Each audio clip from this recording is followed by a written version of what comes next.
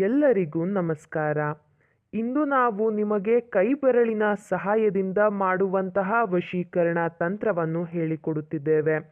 ಈ ಒಂದು ತಂತ್ರವನ್ನು ನೀವು ಮಾಡುವುದರಿಂದ ನೀವು ಇಷ್ಟಪಟ್ಟ ಸ್ತ್ರೀ ಅಥವಾ ಪುರುಷ ಅಥವಾ ಯಾರನ್ನ ಬೇಕಾದರೂ ಸಹ ನಿಮ್ಮ ಕೈವಶ ಮಾಡಿಕೊಳ್ಳಬಹುದು.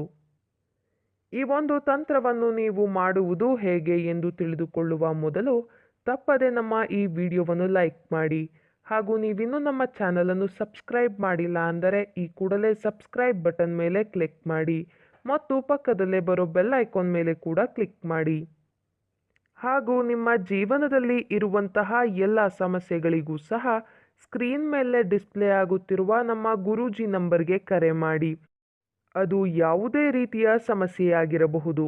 ಅತ್ತೆ ಸೊಸೆ ಕಲಹ, ಗಂಡ ಹೆಂಡತಿ ಸಮಸ್ಯೆ, ಮಾಟ ಮಂತ್ರ ಸಮಸ್ಯೆ, ವಶೀಕರಣ ಸಮಸ್ಯೆ, ವ್ಯಾಪಾರ, ಮದುವೆ, ಮಾನಸಿಕ ಚಿಂತನೆ, ಈ ಎಲ್ಲ ರೀತಿಯ ಸಮಸ್ಯೆಗಳಿಗೂ ಸಹ ನಮ್ಮ ಗುರೂಜಿ ಶಾಶ್ವತ ಪರಿಹಾರವನ್ನು ಮಾಡಿಕೊಡುತ್ತಾರೆ.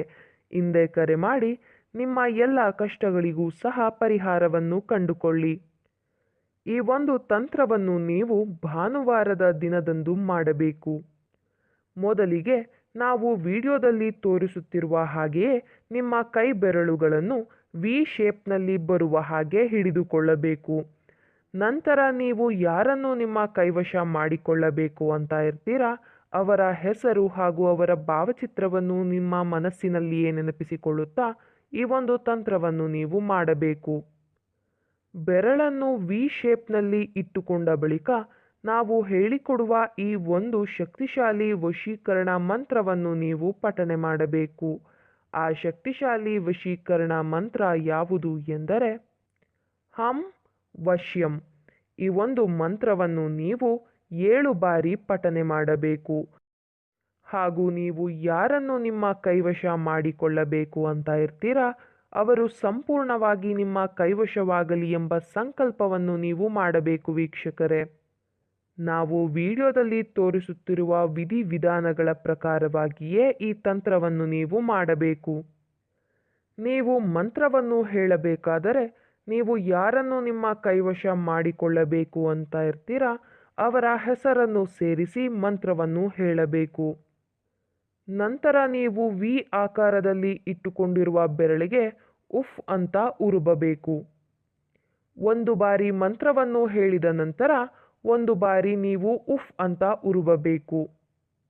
ಇದೇ ರೀತಿಯಾಗಿ ನೀವು ಮಂತ್ರವನ್ನು 7 ಬಾರಿ ಪಠಿಸಬೇಕು ಹಾಗೂ ಉಫ್ ಅಂತ ಉರುಬಬೇಕು.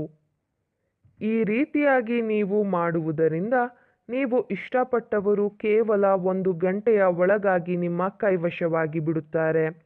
ಈ ವಶೀಕರಣ ತಂತ್ರವನ್ನು ಕೆಟ್ಟದ್ದಕ್ಕೆ ಬಳಸಬೇಡಿ, ಒಳ್ಳೆಯದಕ್ಕೆ ಬಳಸಿ. ಹಾಗೂ ಈ ತಂತ್ರವನ್ನು ನೀವು ಮಾಡುವಲ್ಲಿ ಯಶಸ್ವಿಯಾಗದಿದ್ದರೆ ಸ್ಕ್ರೀನ್ ಮೇಲೆ ಡಿಸ್ಪ್ಲೇ ಆಗುತ್ತಿರುವ ನಮ್ಮ ಗುರೂಜಿ ನಂಬರ್ಗೆ ಕರೆ ಮಾಡಿ. ಹಿಂದೆ ಕರೆ ಮಾಡಿ ನಿಮ್ಮ ಎಲ್ಲ ಕಷ್ಟಗಳಿಗೂ ಸಹ ಶಾಶ್ವತ ಪರಿಹಾರವನ್ನು ಕಂಡುಕೊಳ್ಳಿ.